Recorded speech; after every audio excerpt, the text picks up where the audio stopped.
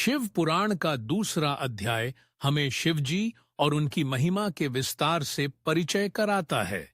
यह बताएगा कि कैसे शिव, जिन्हें महादेव भी कहा जाता है, सृष्टि, पालन और संहार तीनों शक्तियों के अधिपति हैं। वे निराकार, अविनाशी और ब्रह्मांड के प्रत्येक कण में विद्यमान हैं।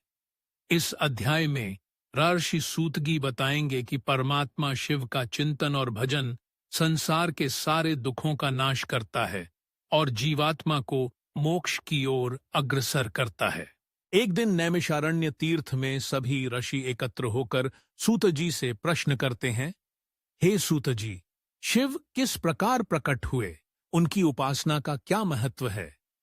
सूत जी कहते हैं, जब ब्रह्मांड में केवल अंधकार था, कोई सृजन नहीं था, केवल एकमात्र परम शिव की सत्ता थी। उन्हीं से आद्य शक्ति प्रकट हुई।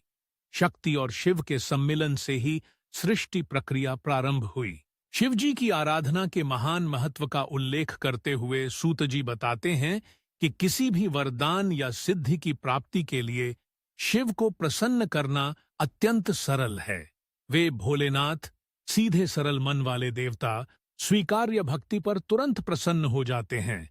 यही कारण है कि देवता, दानव, ऋषिमुनि सभी उनकी शरण में आते हैं। अध्याय में भगवान शिव के रूपों का भी विस्तार से वर्णन मिलता है। नटराज के रूप में उनका तांडव नृत्य, लिंग रूप में उनकी अनंतता और अर्धनारीश्वर के रूप में शिव शक्ति का एकत्व। भगवान शिव के पूजा पाठ में बेलपत्र, जल, भस्म और रुद्राक्ष का महत्व बताया गया है। अंत में सूत जी यही उपदेश देते हैं कि जो मनुष्य श्रद्धा पूर्वक शिव पुराण के इस अध्याय का श्रवण अथवा पठन करता है, वह सभी पापों से मुक्त हो जाता है, उसे शिवलोक में स्थान मिलता है और जीवन में शुभता एवं मंगलता सदैव बनी रहती है। ऐसी है भगवान शिव की अनंत महिमा, जो भक्तों को सदा संरक्षण और आशीर्वाद देती है।